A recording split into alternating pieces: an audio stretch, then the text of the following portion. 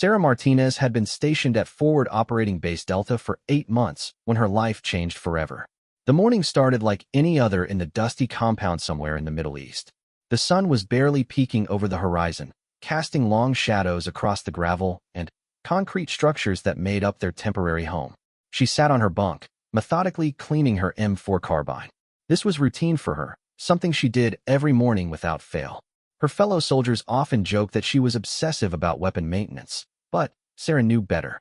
In their line of work, a clean weapon could mean the difference between coming home and not coming home at all. The barracks was quiet except for the soft sounds of soldiers getting ready for another day.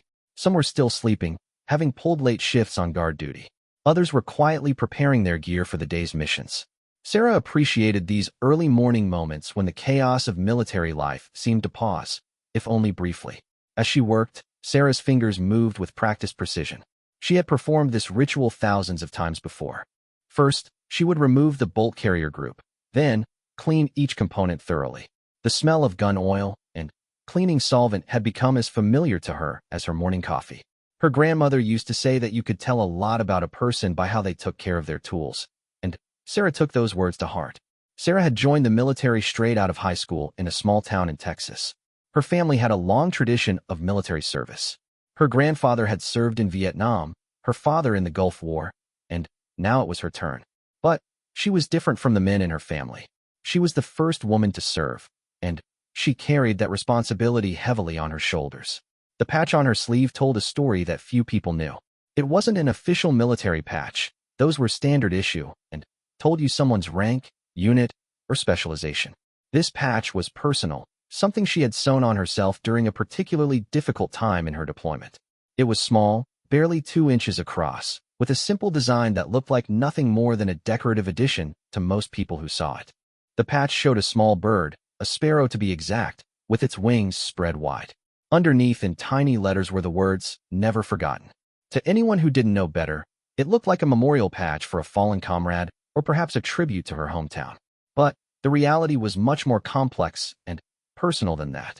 Sarah had sewn the patch onto her uniform after her 3rd month in country, following an incident that had shaken her to her core.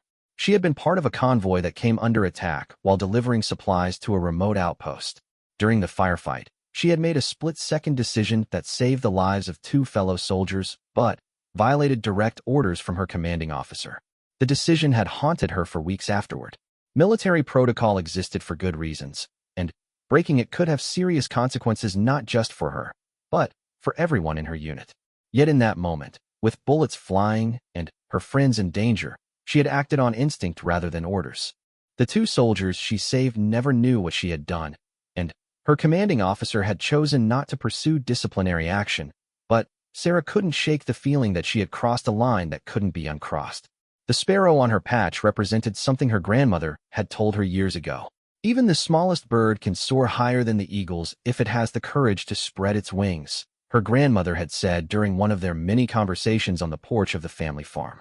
Sarah had been going through a difficult time in high school, struggling with the expectations placed on her as the only girl in a family of military men.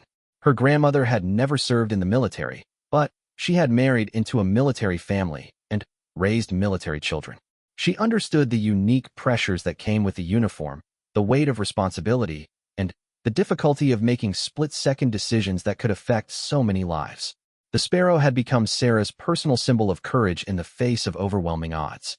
As she continued cleaning her weapon, Sarah thought about the letter she had received from home the previous week. Her younger brother was considering enlisting, and her parents wanted her advice. How could she explain to them that the military was both the best and worst decision she had ever made? How could she tell them about the bonds formed with fellow soldiers that were stronger than family ties, while also describing the loneliness and fear that came with being thousands of miles from home? The cleaning process was almost meditative for Sarah. Each piece of her weapon had a specific function, and when properly maintained, they all worked together to create something reliable and effective. She often thought that military units worked the same way. Each person had a role to play, and when everyone did their job properly, the unit functioned like a well-oiled machine.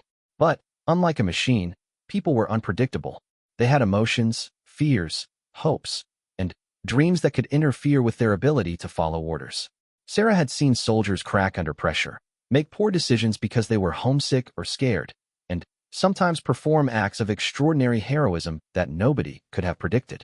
The human element was what made military service both incredibly rewarding and incredibly challenging.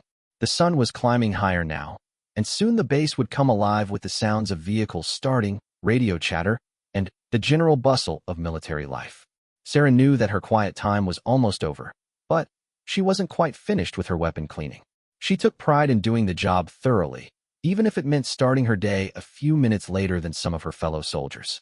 As she worked, she heard footsteps approaching from across the compound. Heavy boots on gravel created a distinctive sound that every soldier learned to recognize. These weren't the quick, light steps of someone in a hurry or the casual pace of someone with time to spare. These were the measured, deliberate steps of someone in authority making their rounds. Sarah didn't look up immediately. She was in the final stages of reassembling her weapon, and this required her full attention. One misaligned component could cause a malfunction at the worst possible moment, so she took her time to ensure everything was properly seated and secured. Only when she was completely satisfied with her work did she allow herself to glance up. What she saw made her heart skip a beat. Walking across the compound in her direction was a figure she recognized but had never expected to see at their small forward operating base.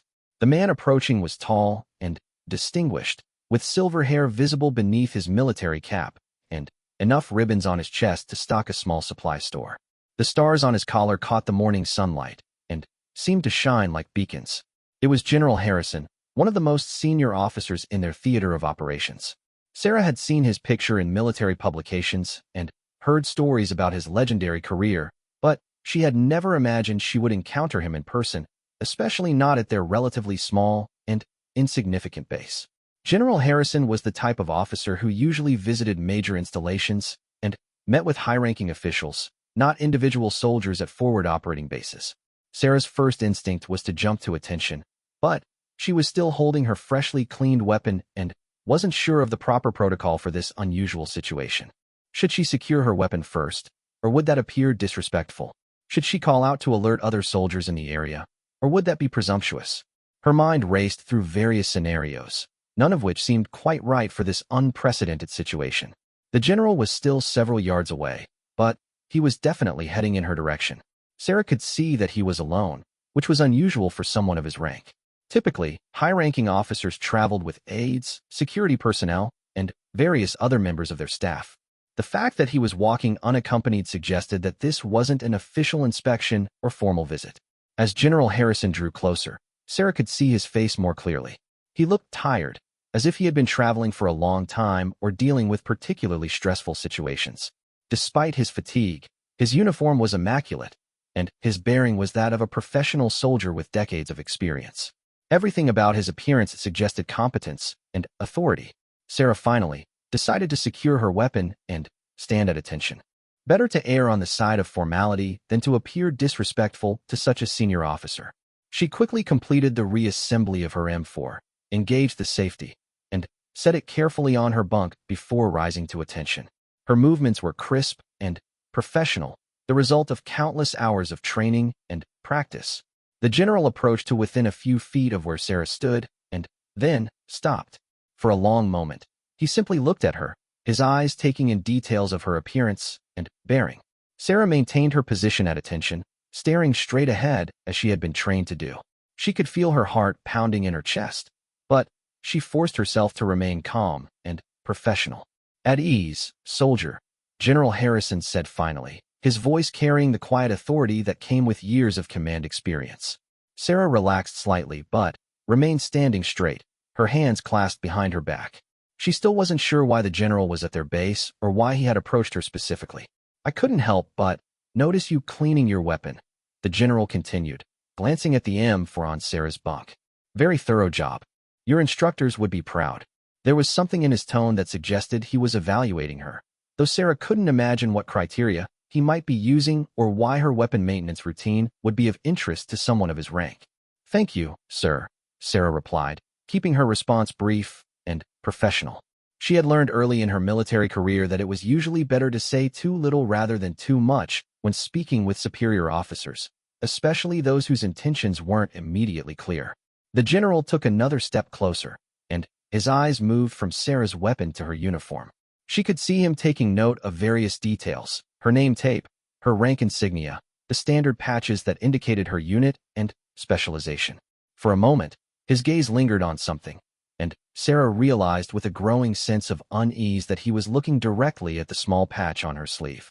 The sparrow patch that had seemed so insignificant when she first sewed it onto her uniform suddenly felt like it was glowing with attention. Sarah tried to remember if there were any regulations against personal patches, but her mind was drawing a blank. She had seen plenty of soldiers with unofficial additions to their uniforms, and it had never seemed to be an issue before. General Harrison's expression was unreadable as he studied the patch. Sarah couldn't tell if he was angry, curious, or simply making note of what he saw. The silence stretched between them, and Sarah found herself holding her breath as she waited for his reaction. Whatever was about to happen, she sensed that this moment would be significant in ways she couldn't yet understand. General Harrison's eyes remained fixed on the small sparrow patch for what felt like an eternity to Sarah. She could see something shifting in his expression, though she couldn't quite identify what it was.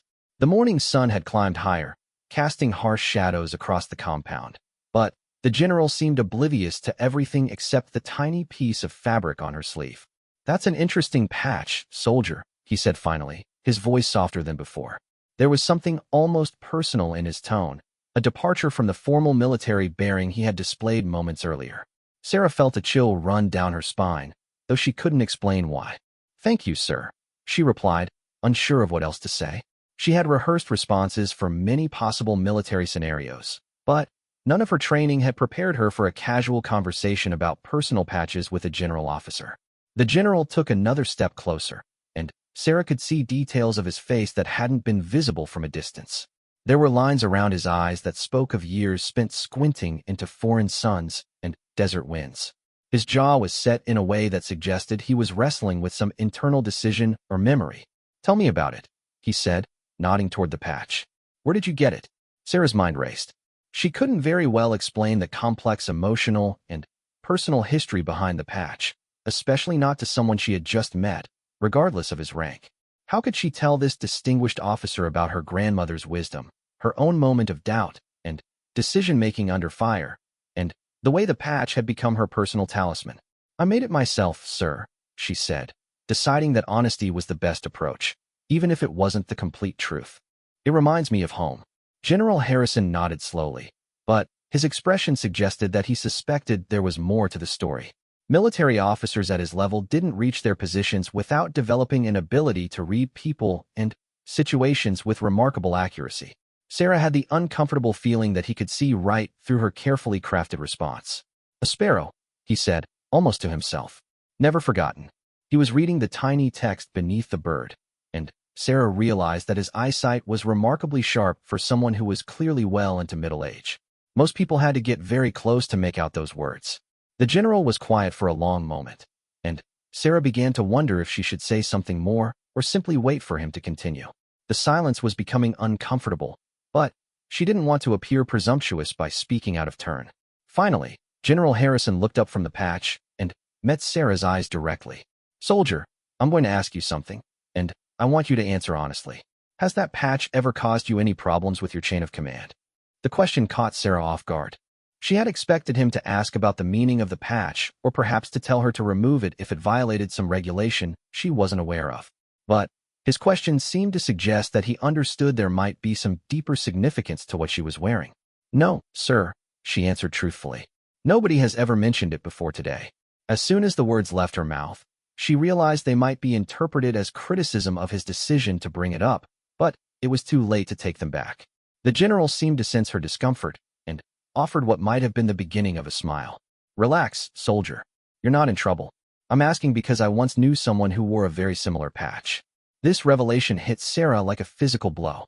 The idea that someone else, especially someone known to this distinguished general officer, had worn a patch similar to hers seemed impossible. She had created the design herself, based on her grandmother's words and her own personal experiences. How could someone else have come up with something so similar? "The patch was worn by a young sergeant I served with many years ago," the general continued, his voice taking on a reflective quality. "This was during my second deployment, when I was just a captain. The sergeant was in my company, and, like you, She was meticulous about weapon maintenance and took great pride in her professional appearance. Sarah's heart was pounding now. The general was describing someone who sounded remarkably similar to her, but the timeline didn't make sense. If this had happened during his second deployment when he was a captain, it would have been decades ago, long before Sarah was even born. Her name was Elena Martinez, the general said, and Sarah felt the world tilt around her. Martinez was her family name, and Elena was her grandmother's name. But her grandmother had never served in the military. She had been a military wife and mother, but she had never worn the uniform herself. "Sir," Sarah said, her voice barely above a whisper, "Martinez is my family name, and my grandmother's name was Elena." The general's eyes widened, and for the first time since their conversation had begun, he looked genuinely surprised. "What was her maiden name?" he asked urgently. "Rodriguez, sir. Elena Rodriguez before she married my grandfather." General Harrison took a step back, his hand moving unconsciously to his chest, as if he were having trouble breathing. "Rodriguez," he repeated, more to himself than to Sarah. Elena Rodriguez from San Antonio, Texas, had a laugh that could be heard across the entire compound and could outshoot half the men in the company. Sarah's legs felt weak. The description the general was giving matched stories she had heard about her grandmother as a young woman. But they were stories from before her marriage, before she had become a military wife. Her family had never mentioned anything about her grandmother serving in the military herself. "Sir, I think there might be some confusion," Sarah said carefully. "My grandmother never served in the military. She married my grandfather after he returned from Vietnam." The general shook his head slowly. "Elena Rodriguez served under my command for 18 months. She was one of the finest soldiers I ever had the privilege to lead. And she wore a patch exactly like yours on her uniform every single day." The information was too much for Sarah to process. Everything she thought she knew about her family history was being turned upside down by this chance encounter. If what the general was saying was true, then her grandmother had not only served in the military but had done so during a time when there were very few women in combat positions. "She never told us," Sarah said, more to herself than to the general. "Nobody in the family ever mentioned it." "That doesn't surprise me," General Harrison replied. "Elena was very private about her service. She had reasons for wanting to keep that part of her life separate from her family life." Sarah was struggling to understand. Why would her grandmother, who had been so supportive of Sarah's decision to enlist and who had shared so much wisdom about military life, never mention that she had served herself? It seemed impossible that such a significant part of her grandmother's life could have been kept secret for so many years. "What happened to her?" Sarah asked, though she wasn't sure she was ready for the answer. The general's expression grew somber. "Elena was killed in action during our final month of deployment. She died protecting her fellow soldiers, just like she had done so many times before. She was posthumously awarded the Silver Star for her actions that day." Sarah felt as if she had been punched in the stomach. Her grandmother had died when Sarah was in high school, but it had been from cancer, not in military service.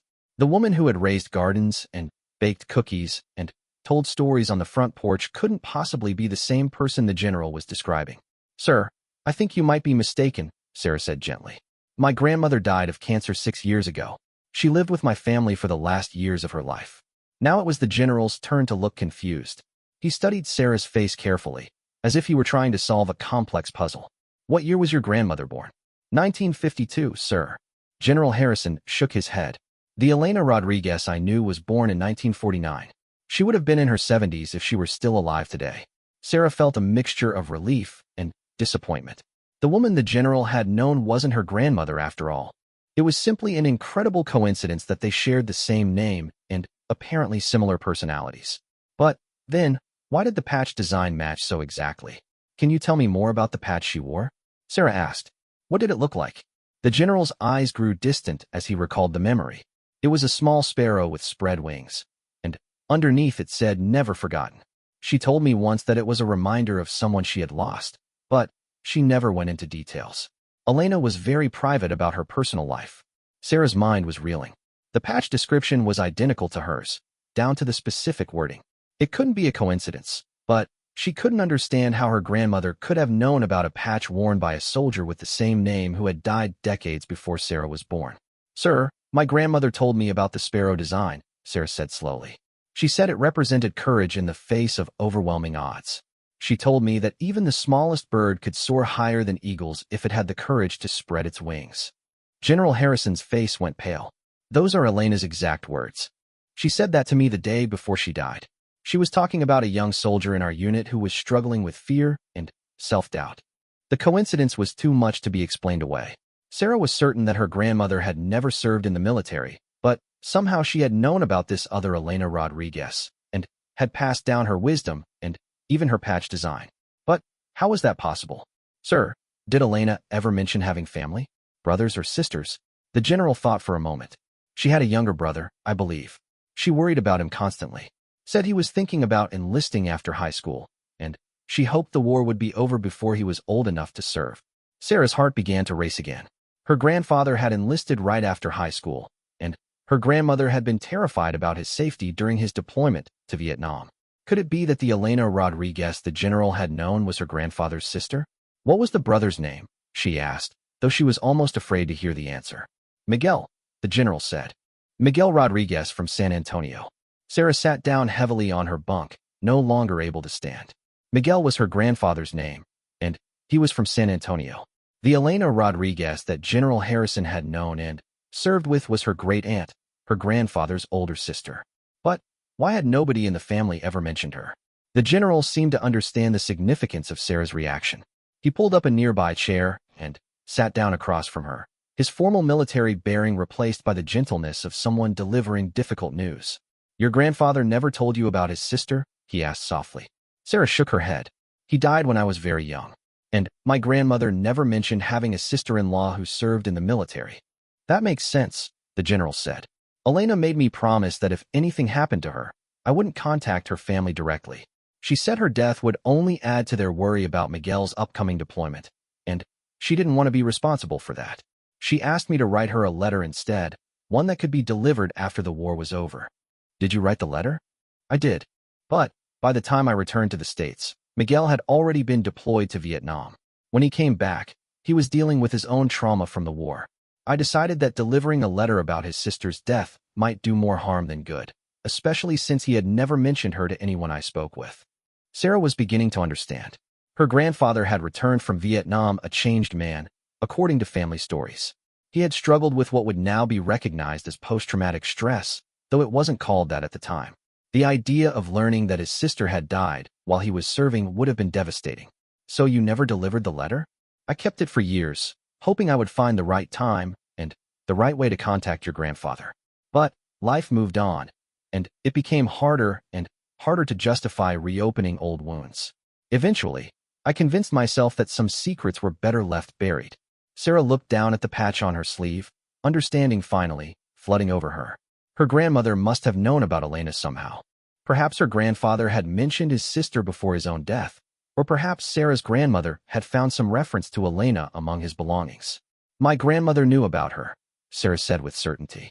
She must have found out somehow and decided to honor Elena's memory by passing down her wisdom and her patch design. General Harrison nodded. That sounds like something Elena would have appreciated. She always said that the best way to honor the dead was to carry their lessons forward.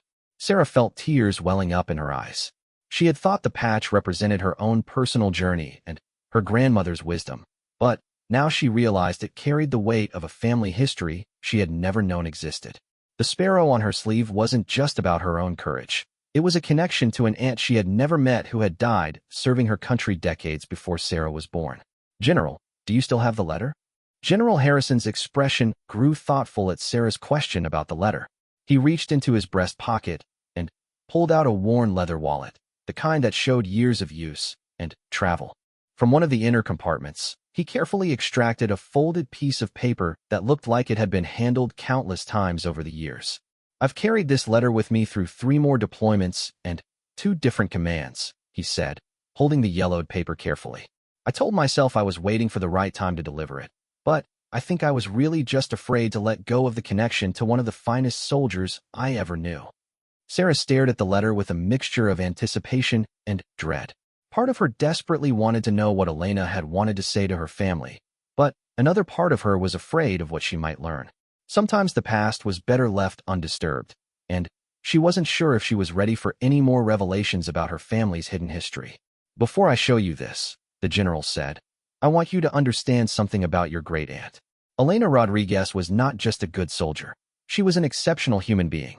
In an era when women in combat positions were rare and often faced significant challenges, she earned the respect of every person in our unit through her competence, courage, and character. Sarah nodded, encouraging him to continue. The morning sun was now fully up, and she could hear the sounds of the base coming to life around them. Other soldiers were beginning to move about, preparing for the day's activities, but their conversation remained private and undisturbed. Elena had a way of making everyone around her better, the general continued. She could calm nervous recruits with a smile, motivate struggling soldiers with her example, and make the most hardened veterans laugh with her stories. But she was also fiercely protective of her fellow soldiers and would take incredible risks to ensure their safety. Is that how she died? Sarah asked, though she wasn't sure she wanted to hear the details. General Harrison's face grew solemn. We were on a patrol in hostile territory when our convoy came under heavy fire. Elena's vehicle was struck by an improvised explosive device, but instead of seeking cover, she used her position to provide covering fire that allowed the rest of the convoy to reach safety. She held that position until her ammunition was exhausted, and by then, it was too late for her to reach safety herself. Sarah felt a chill run through her body. The scenario the general was describing was remarkably similar to the situation she had faced during her own convoy attack, when she had made the split-second decision to disobey orders in order to save her fellow soldiers. It seemed that the tendency to put others before herself ran in the Martinez family. She saved 11 lives that day, the general said. 11 soldiers went home to their families because Elena Rodriguez was willing to sacrifice herself for their safety. That's why she received the Silver Star, and that's why I've carried this letter for all these years. With careful hands, General Harrison began to unfold the letter. Sarah could see that the paper was fragile with age, and she held her breath as he opened it fully. The handwriting was neat and precise, the kind that came from careful military training and attention to detail. Elena dictated this to me the night before she died, the general explained. We had taken casualties that day, and she had a feeling that our luck was running out. She wanted to make sure her family knew how much they meant to her and why she had chosen to serve. Sarah's heart was pounding as the general began to read aloud from the letter. My dear family, if you are reading this, then I have given my life in service to my country and my fellow soldiers. I want you to know that this was a choice I made willingly, and I have no regrets about the path I chose to follow. Miguel, my beloved little brother, by the time you read this, you will probably be facing your own deployment. I want you to know that I am proud of your decision to serve, and I have complete faith in your ability to come home safely. You have always been braver than you knew and stronger than you believed. Trust in your training, trust in your fellow soldiers, and trust in yourself. I know that our family will worry about you, just as they worried about me. Please don't let my death add to that burden. I died doing what I believed was right, protecting people who couldn't protect themselves. If something happens to you, I hope you will go with the same peace of mind that I have now. I want you to know that serving in the military has taught me things about myself and about life that I could never have learned any other way. It has shown me that courage is not the absence of fear, but the decision to act in spite of fear. It has taught me that the bonds formed between soldiers are unlike any other relationships in life. And it has proven to me that even the smallest person can make a difference if they have the will to try. Please tell Mama and Papa that I love them and that I understand why they worried about my decision to enlist. They wanted to keep me safe, but they raised me to be someone who could not stand by while others were in danger. Their love and guidance gave me the strength to do what needed to be done. If you have children someday, Miguel, tell them about me. Tell them that their tia Elena believed that service to others was the highest calling a person could answer.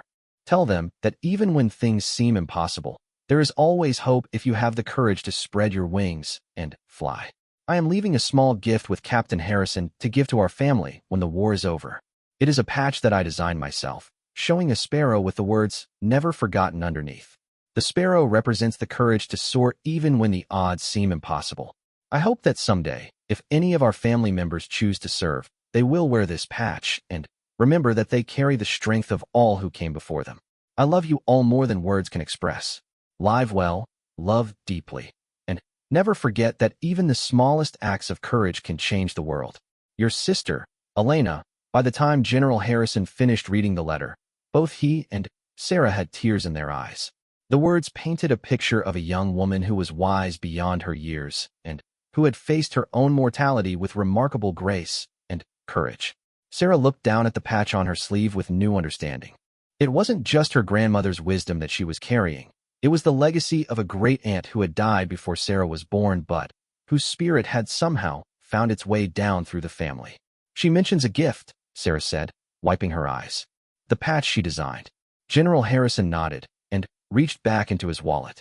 This time he pulled out a small plastic envelope, the kind used to preserve important documents or photographs. Inside, Sarah could see a piece of fabric that looked identical to the patch she was wearing. Elena gave me this the night she dictated the letter, he said, handling the envelope with reverence.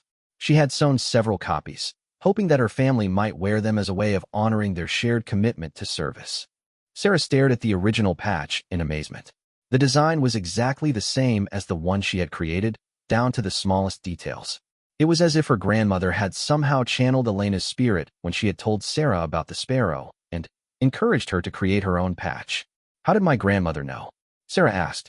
How could she have known about Elena and the patch design if your letter was never delivered? General Harrison was quiet for a long moment, clearly pondering the same question. I think, he said finally, that love and loss have a way of transcending the normal boundaries of time and space. Maybe your grandfather mentioned Elena before he died. Maybe your grandmother found some reference to her among his belongings. Or maybe some knowledge just passes down through families in ways we don't fully understand. Sarah nodded, though she wasn't entirely satisfied with the explanation. There was something almost mystical about the way Elena's legacy had found its way to her, and she suspected there were still pieces of the puzzle that she might never fully understand. What happened after Elena died? She asked. Did the other soldiers in your unit know about the patch and what it meant? They did, the general replied. After Elena's death, several other soldiers in our unit began wearing similar patches as a way of honoring her memory and carrying forward her spirit. It became an unofficial tradition that lasted until the end of our deployment. Sarah found this information fascinating. The idea that her great-aunt had inspired other soldiers to adopt her symbol of courage created a connection between her own service and a military tradition that stretched back decades. General, may I ask you something? Sarah said, gathering courage for a question that had been forming in her mind. Why are you here today? At our base, I mean. It seems like quite a coincidence that you would show up at the exact place and time to see my patch. General Harrison smiled for the first time since their conversation had begun. You're right to be suspicious of coincidences, soldier. I'm here because I've been tracking down the families of soldiers I served with, trying to deliver messages and complete promises I made decades ago. I learned recently that Miguel Martinez had a granddaughter serving in this theater, and I came here hoping to find you. Sarah's eyes widened. You were looking for me specifically? I was. It took me months to track down your unit and location, but when I learned that there was a Martinez serving with distinction in the same region where Elena died, I knew I had to find you. I owed it to Elena to deliver this letter to her family, even if I was 40 years late in doing so. The revelation that General Harrison had come specifically to find her made Sarah feel dizzy. She had thought their meeting was a chance encounter, but it had actually been planned and orchestrated by the general's sense of duty and honor. How did you know about my patch? She asked. I didn't, he admitted. When I saw you cleaning your weapon this morning, I was planning to introduce myself and ask if you were related to Miguel Martinez. But when I saw the patch on your sleeve, I realized that somehow Elena's legacy had already found its way to you. Sarah looked down at her patch again, marveling at the incredible chain of events that had brought her to this moment. A great-aunt she had never known had died heroically decades before Sarah was born, but somehow her spirit and her symbol had survived and found their way to the next generation of Martinez family members to serve in the military. What happens now? Sarah asked. What do I do with this information? General Harrison carefully folded the letter and placed it back in its protective envelope. Then he held it out to Sarah. This letter belongs to your family now.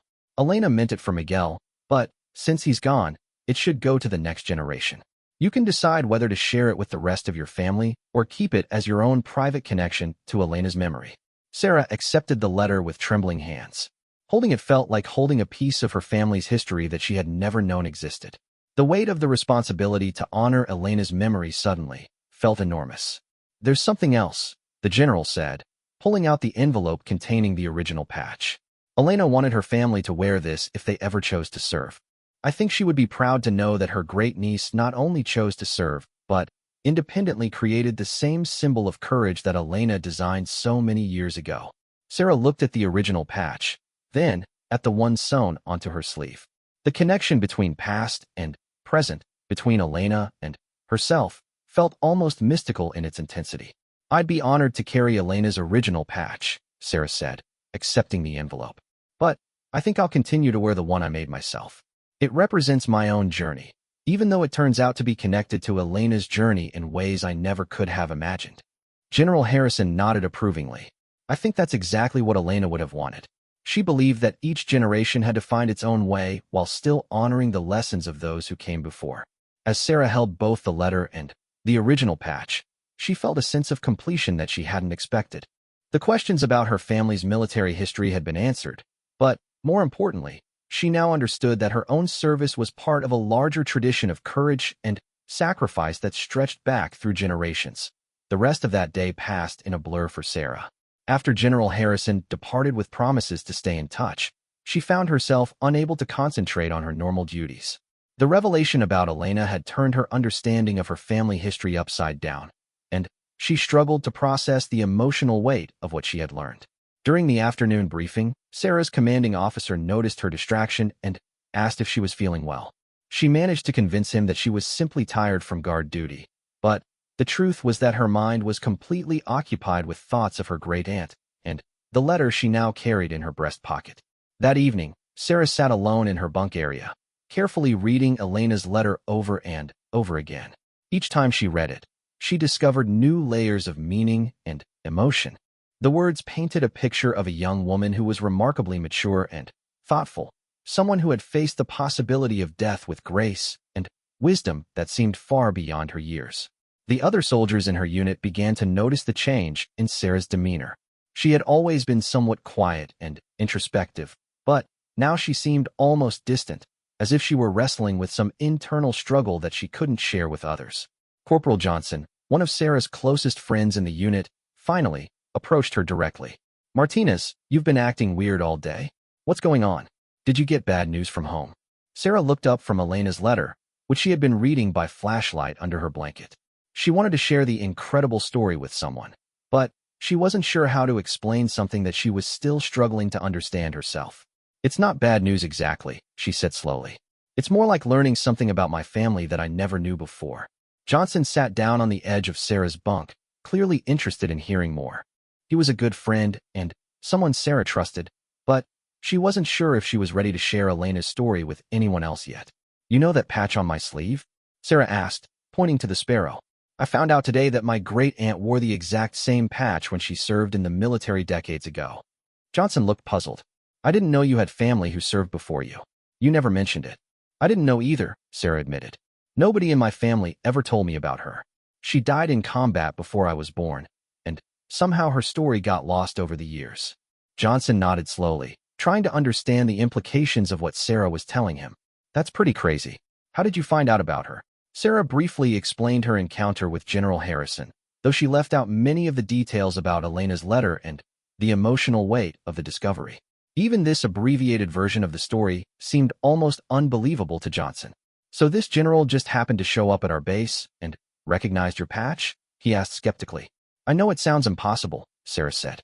"But he showed me a letter that my great-aunt had written before she died, and he had kept one of her original patches for 40 years, waiting for the right time to deliver it to our family." Johnson whistled softly. "That's some serious dedication. Most people would have given up after a few years." Sarah nodded, thinking about the burden that General Harrison had carried for so many decades. She was beginning to understand that military service created bonds and obligations that lasted far beyond the end of official duties. Over the following days, Sarah found herself thinking constantly about Elena and the choices she had made. The letter had revealed that Elena had been aware of the risks she was taking and had consciously chosen to prioritize her fellow soldiers' safety over her own survival. This level of selfless courage seemed almost impossible to Sarah, even though she had made similar split-second decisions during her own combat experience. Sarah began to notice that her approach to daily military life was changing. She found herself paying more attention to the welfare of the younger and less experienced soldiers in her unit. She started volunteering for additional duties that would help protect her fellow soldiers from unnecessary risks. In small ways, She was beginning to embody the spirit of service that Elena had demonstrated. The change didn't go unnoticed by her commanding officers. Captain Rodriguez, who led Sarah's company, called her into his office after she had volunteered for her third dangerous mission in 2 weeks. "Martinez, I appreciate your enthusiasm, but I'm concerned about your recent behavior," he said, gesturing for her to sit down across from his desk. "You've been taking on more high-risk assignments than usual, and some of the other soldiers are starting to wonder if you're trying to prove something." Sarah considered how to respond. She couldn't very well explain that she was trying to live up to the example set by a great aunt she had never known, especially when that explanation would require her to share Elena's personal letter and the emotional story behind it. "I just want to make sure I'm contributing as much as possible to the unit's success, sir," she said, which was true even if it wasn't the complete explanation. Captain Rodriguez studied her carefully. "Martinez, you're already one of our most reliable soldiers. Nobody questions your commitment or competence. But taking unnecessary risks doesn't help the unit. It puts additional people in danger because we have to worry about your safety too." Sarah nodded, understanding his point. Elena had died protecting her fellow soldiers, but she hadn't sought out dangerous situations unnecessarily. She had simply responded with courage when circumstances required it. "I understand, sir. I'll be more careful about which missions I volunteer for." Captain Rodriguez seemed satisfied with her response, but as Sarah was leaving his office, he called her back. "Martinez, is everything all right at home? If you're dealing with some kind of personal issue, you know you can talk to the chaplain or request time to call your family." Sarah appreciated his concern, but she wasn't ready to discuss Elena's story with anyone in her chain of command. "Everything's fine, sir. Thank you for asking."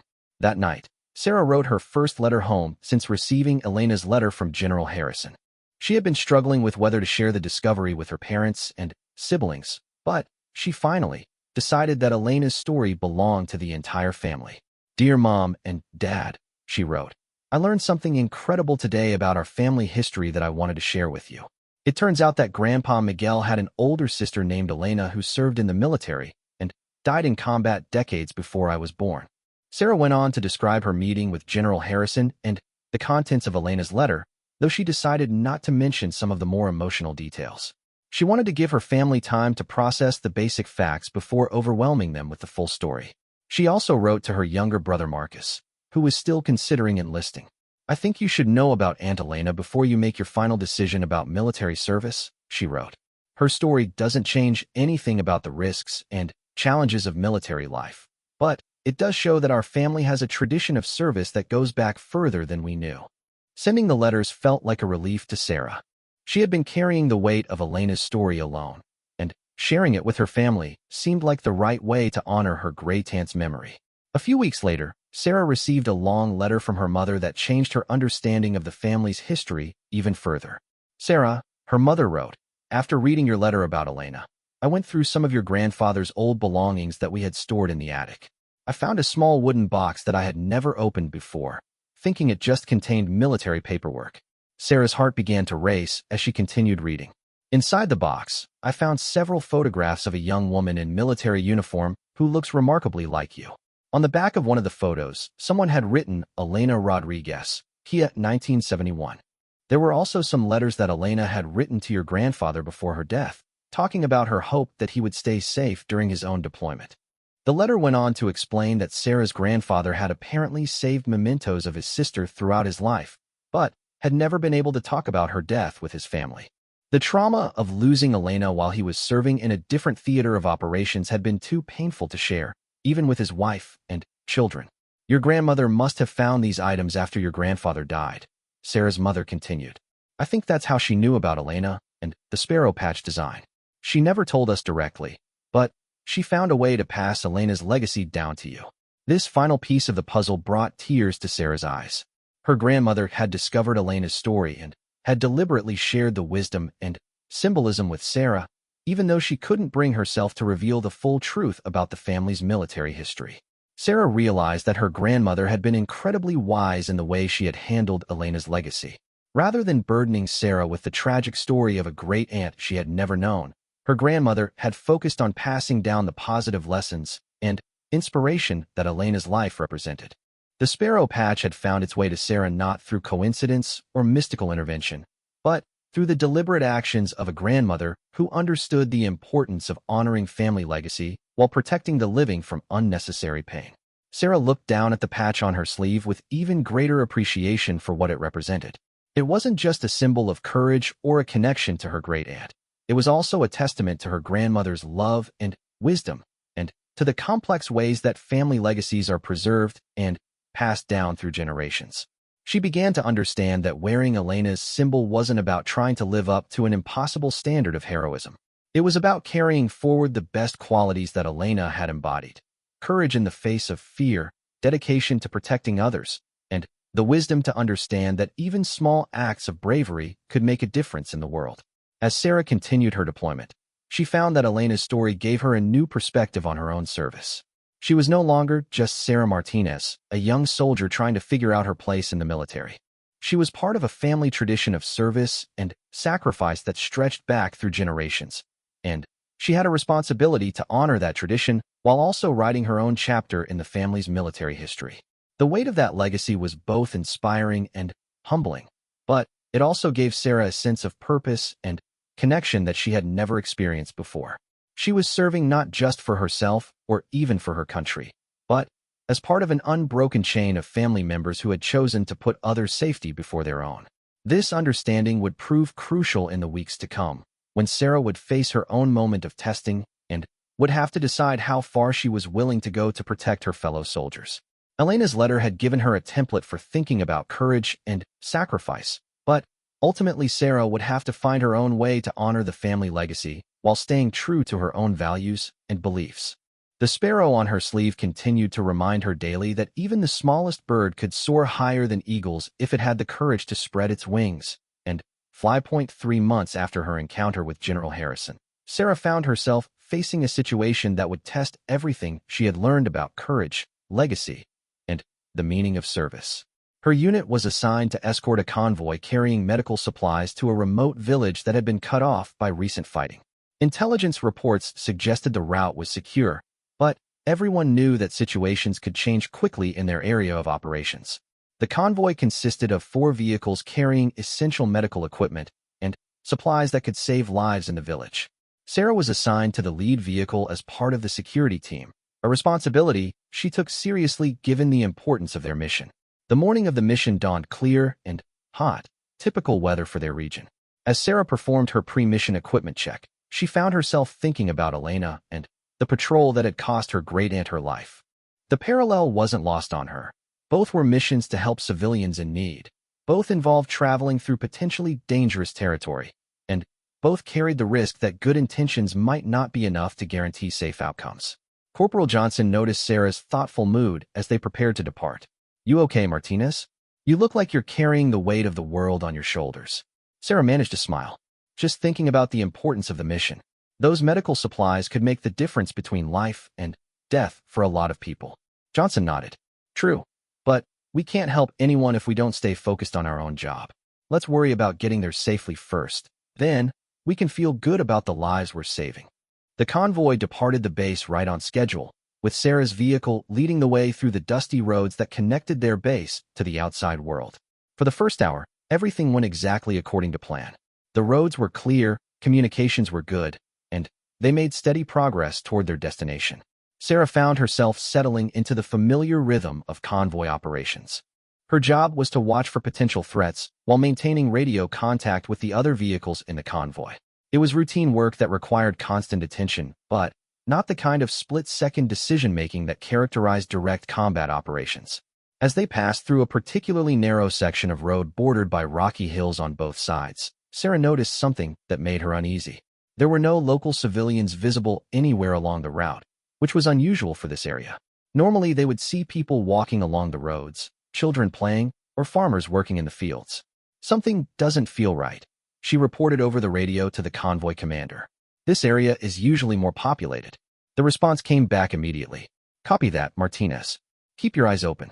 All vehicles maintain spacing and be ready for immediate action if needed." Sarah's unease proved to be justified. As their vehicle rounded a bend in the road, she spotted the telltale signs of an ambush being prepared. Movement in the rocks above them caught her eye, and she could see the glint of metal that suggested weapons. "Contact front," she called into her radio. Multiple positions in the rocks above us. This is an ambush. What happened next unfolded with the terrifying speed that characterized combat situations. The convoy came under fire from multiple positions, with bullets striking the road around them and impacting the armored vehicles.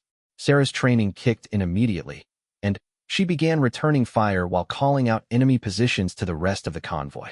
The ambush was well planned and executed by people who clearly understood convoy tactics. The attackers had positioned themselves to create a kill zone that would trap the convoy between steep hills with limited options for maneuvering or finding cover. Sarah realized quickly that their situation was very similar to what Elena had faced decades earlier. They were outnumbered, outmaneuvered, and facing an enemy that had every advantage except the training and determination of the soldiers they were attacking. The convoy commander's voice came over the radio with urgent instructions. All vehicles, we need to break contact and get out of this kill zone. Vehicle 1, can you suppress the positions on the left while the rest of the convoy moves through? Sarah understood what was being asked of her team. They would need to provide covering fire that would draw the enemy's attention and allow the other 3 vehicles to escape the ambush. It was a dangerous assignment that would expose her vehicle to concentrated fire, but it was the only way to save the medical supplies and the lives of the other soldiers in the convoy. Roger that, Sarah responded. Vehicle 1 will provide cover. All other vehicles move when we start firing. As her team began laying down suppressing fire, Sarah thought about Elena's final battle and the choice her great-aunt had made to sacrifice herself for the safety of others. The parallel between their situations was almost exact. Both faced overwhelming odds. Both had the opportunity to save others at the cost of increased personal risk, and both had to make split-second decisions about how much they were willing to sacrifice for their fellow soldiers. The covering fire was effective, but, as Sarah had expected, it drew heavy return fire from the enemy positions. Bullets struck their vehicle repeatedly, and she could hear the distinctive sound of rounds penetrating their armor.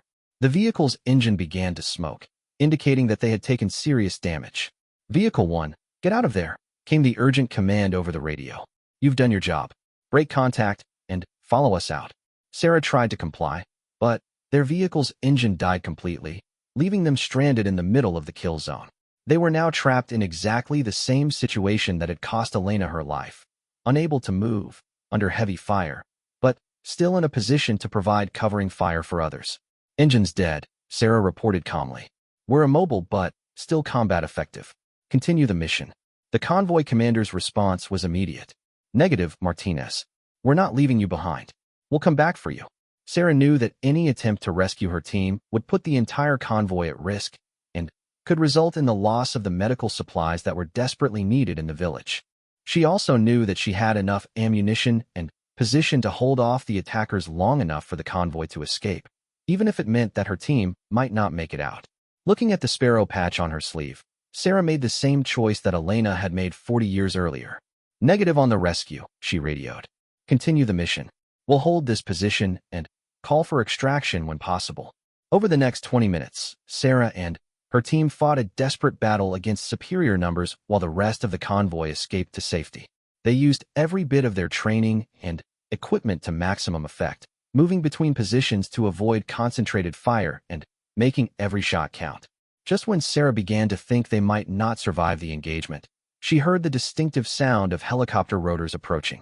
Air support had finally arrived, and within minutes the enemy positions were being engaged by attack helicopters that turned the tide of the battle. The extraction that followed was textbook perfect.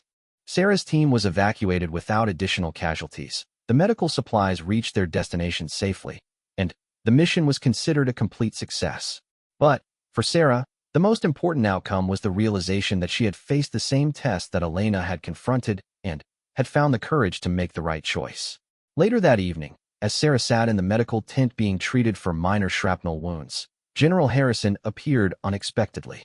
Word of the convoy battle had reached him, and he had come to check on Sarah's condition personally. I hear you acquitted yourself well today, soldier, he said, pulling up a chair beside her treatment bed. Your convoy commander tells me that your actions saved the mission and probably saved lives. Sarah felt embarrassed by the praise. I just did what needed to be done, sir. Any soldier in my position would have made the same choice. General Harrison smiled. That's exactly what Elena said after her first combat action. She never could understand why people made such a big deal about doing what she saw as simply doing her job. Sarah thought about the parallel between her experience and Elena's story. General, do you think Elena knew she was going to die when she made her final stand? The general considered the question carefully. I think Elena understood the risks, just like you understood them today. But I also think she believed that courage wasn't about not being afraid. It was about doing what was right despite being afraid. Sarah nodded, understanding finally, settling over her like a comfortable blanket. She had faced her own test of courage and had discovered that Elena's legacy wasn't about living up to an impossible standard of heroism. It was about making the right choices in difficult situations and being willing to put others before yourself when it mattered most. There's something I want you to have, General Harrison said, reaching into his pocket. He pulled out a small wooden box that looked very old and well-traveled. This belonged to Elena. She asked me to give it to her family if anything happened to her, but it took me 40 years to find the right person to receive it. Sarah opened the box carefully and found inside a simple silver chain with a small sparrow pendant. It was beautiful in its simplicity, and she could imagine Elena wearing it during her service. She wore this every day, the general explained. She said it reminded her that courage came in all sizes and that even the smallest person could make a difference if they had the will to try. Sarah held the necklace reverently, understanding that she was now the keeper of Elena's legacy in a way that went far beyond simply wearing her patch design. The necklace represented a direct connection to her great-aunt and a responsibility to carry forward the values and courage that Elena had embodied. 6 months later, Sarah's deployment ended, and she returned home to a hero's welcome from her family. The story of her actions during the convoy battle had reached them through official channels, and they were proud of her courage and leadership under fire. At the homecoming celebration, Sarah shared the complete story of Elena's life and legacy with her extended family for the first time. She showed them Elena's letter, the original patch, and the necklace that General Harrison had given her. The family decided to create a small memorial to Elena in the local veterans cemetery, ensuring that her sacrifice would be remembered by future generations. Sarah's younger brother Marcus was in the audience when she told Elena's story, and afterward he approached her with a decision he had been wrestling with for months. Sarah, I've decided to enlist, he said. Hearing about Elena and seeing what you've accomplished makes me want to be part of the family tradition of service. Sarah felt a mixture of pride and concern. She was proud that Marcus wanted to serve, but she also understood the risks and challenges that he would face. Marcus, military service isn't about living up to anyone else's example, she said. It's about finding your own way to serve and making your own contribution to something bigger than yourself. Marcus nodded. I understand, but I want to wear Elena's patch design when I serve, if that's okay with you. Sarah smiled and embraced her brother. Elena would be honored, and so would I.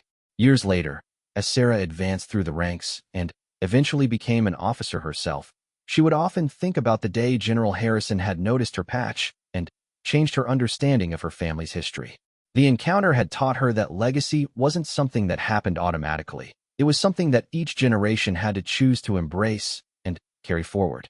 She would eventually retire from the military with her own distinguished record of service, but she would always consider her greatest accomplishment to be the way she had honored Elena's memory while finding her own path to courage and leadership. The sparrow patch became a family tradition, worn by Marcus during his own military service and later by cousins and family friends who chose to serve. Each person who wore it understood that they were carrying forward a legacy of courage and service that stretched back through generations and would continue into the future. Sarah kept Elena's letter and necklace as treasured family heirlooms, sharing their story with anyone who was interested in understanding what military service really meant. The letter's message about courage, sacrifice, and the importance of serving others continued to inspire new generations of soldiers who heard Elena's story. In the end, Sarah realized that Elena's greatest victory wasn't her heroic death in combat, but the way her spirit and values had survived to inspire others decades after her death. The sparrow on the patch had indeed soared higher than eagles, carrying Elena's legacy across time and inspiring a new generation of soldiers to embrace courage in the face of overwhelming odds. The circle had been completed, but, like all true legacies, it had also begun anew with each person who chose to carry the sparrow's message forward into an uncertain but hopeful future.